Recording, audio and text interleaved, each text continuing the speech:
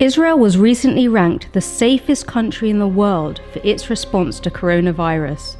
It was amongst the first countries to stop flights from hotspots like China, to implement lockdowns to protect its citizens, to place people who'd travelled overseas in quarantine, and to utilise the latest technology to detect when people broke those quarantines.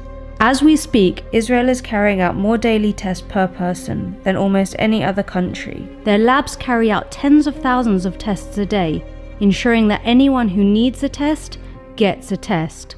But how do you know if you need a test? Well, they've got an app for that.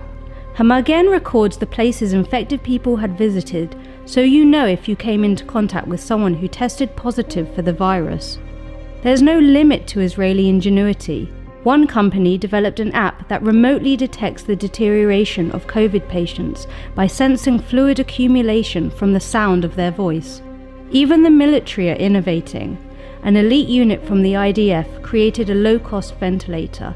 And speaking of ventilators, in a stunning act of generosity, the Israeli division of Medtronic released the blueprints for its ventilators so companies could mass-produce their designs free of charge. While countries around the world race to create a vaccine, 2 Israeli companies have already developed potential vaccines, which they expect to trial on humans by June. In Israel, nobody is left behind.